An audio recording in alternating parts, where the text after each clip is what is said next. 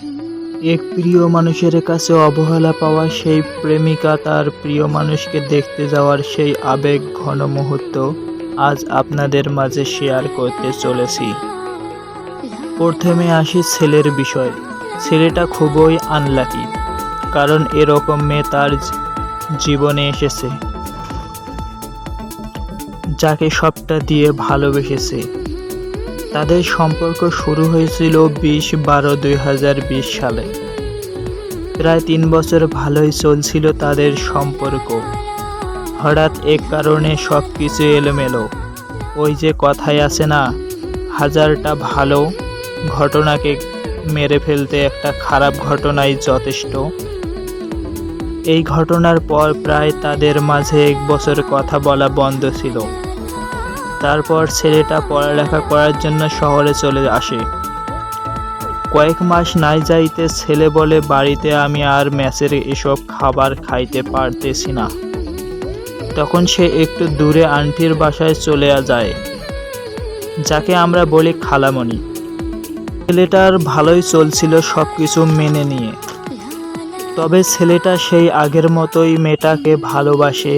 সেই মেয়ে মানে ছেলেটার ভালোবাসার মেয়েটা হঠাৎ কল দেয়, সব কিছু ছেলেটাকে বুঝিয়ে বলে। এখন ছেলে মানুষ, মেয়েদের একটা আবেগ আর চোখের এক ফোঁটা জল দেখেই সব কিছু ভুলে যাবে না, তা কি হয়? তেমনি এই ছেলেটাও তাকে আবার আগের মতোই ভালোবেসেছে, কিন্তু সেই ভালোবাসা মেয়ের প্রতি আর আগের মতো দেখতে পায়নি। শুরুতেই বলছিলাম ছেলেটা আনলাকি, কারণ মেয়েটা আসার পর থেকেই ছেলেটাকে অবহেলা অপমান সইতে হইতো। নতুন করে ফিরে এসেও আরও বেশি অবহেলা ছেলেটার প্রতি। ছেলেটা তাকে কত ভালোবাসে, এটা করা কি হইতেছে মেয়েটার? এবার আসি মেয়েটার বিষয়। ওই যে প্রথম 3 বছর ছিল সেই রকম ভালোবাসা ছেলেটার প্রতি। পরের ঘটনার পর এখনও ছেলেটার প্রতি ভালোবাসা, আবার তার ফ্যামিলির প্রতি। কিন্তু এখন মেয়ে তার ফ্যামিলির জন্য ছেলেটাকে ছেড়ে দিতে দ্বিতীয়বার ভাববে না। তবে আপনারা বলতেই পারেন হয়তো মেয়ে বড়লোক পরিবারের, কিন্তু না, দুজনেই পরিবারেই প্রায় সেম। তবে প্রতিটি বাবা মাই চায় তাদের সন্তানরা সুখে থাক। মেয়ে কখনো ছেলেটাকে চায়, আবার চায় না। মেয়ে বলে, আমার পরিবার যার সাথে আমাকে বিয়ে দিবে আমি তাকেই মেনে নিব। তাতে আমার কষ্ট হলেও আমি মানিয়ে নিব। হয়তো ভুলতে পারবো না তোমাকে কোনো দিন, কিন্তু সব কিছু এখন আমার পরিবার। সেই অনুযায়ী মেয়েটাও শহরে যাওয়ার পর ছেলেটার সাথে বেশি কথা হয়। কথা হওয়াটা স্বাভাবিক, কারণ মেয়েটার মনে ছেলেটার জন্য না বলা ভালোবাসা আছে। তবে মেয়েটা ছেলেটার জীবনে আবার ফিরে আসলেও সেই আগের মতো ফিরে আসতে পারেনি।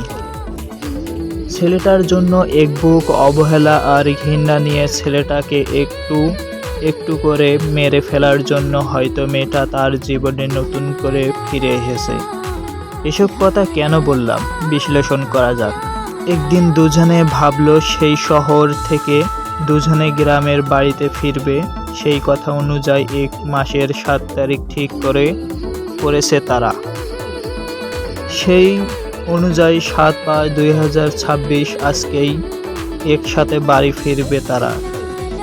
সব কথা ঠিক, তাদের দেখা হবে বিকাল 3টায়। সেই অনুযায়ী ছেলেটা 2:50 চলে আসলো যেখানে দেখা করার কথা হয়েছিল তাদের। তখনই ছেলেটা তাকে ফোনের মাধ্যমে জানিয়ে দিয়েছিল, আমি এসেছি, তুমি কোথায়? এখন মেয়েটা বলল, আমার দেরি হবে। তা শুনে ছেলেটার মন খারাপ হয়ে গেল, কিন্তু মেয়েটা SMS এর মাধ্যমে জানিয়ে দিল যে আমার 30 মিনিটের মতো সময় লাগবে। তা শুনে ছেলেটা বলল, ঠিক আছে। বলার পর মেয়েটা থ্যাঙ্কস বলল। তারপর ছেলেটা একটি চার দোকানে বসে চা খাইতেছে আর অপেক্ষা করতেছে। প্রায় 1 ঘন্টা পার। মেয়েটা বলতেছে, তুমি কোথায়? ছেলেটা বলতেছে, তুমি কোথায়? এখন মেয়েটা বলতেছে, আমি গাড়িতে উঠেছি। তা শুনে ছেলেটার মন ভীষণ খারাপ হয়ে গেছে। হওয়ারই তো কথা। ছেলেটা বলতেছে, ঠিক আছে, আমি যাইতেছি। আর মনে মনে ভাবতেছে, মনে হয় সে 2টা সিট নিছে। কিন্তু ভুল। গাড়িতে একটি মাত্র সিট আছে, সে বলতেছে সিট ব্লক। একটা মেয়ে উঠলো, তা শুনে ছেলেটার মন আরও খারাপ হয়ে গেছে। এটা আরও মন খারাপ হওয়ারই কথা, কারণ যার জন্য 1 ঘন্টা অপেক্ষা করছে সেই ব্যক্তি তাকে না বলে চলে আসছে। এটা খারাপ লাগারই কথা। তখন ছেলেটা ভাবলো তার জায়গাতে অন্য কোনো মেয়ে থাকলে হয়তো এমনটা করতো না।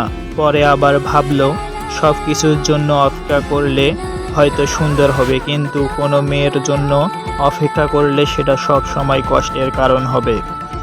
তবে মেয়েটার দোষ থাকতেও ছেলেটা আরও অবহেলা। ছেলেটার মন ভালো করবে কি বলে তা না খুঁজে আজে বাজে কথা বলে সম্পর্ক শেষ করতেছে।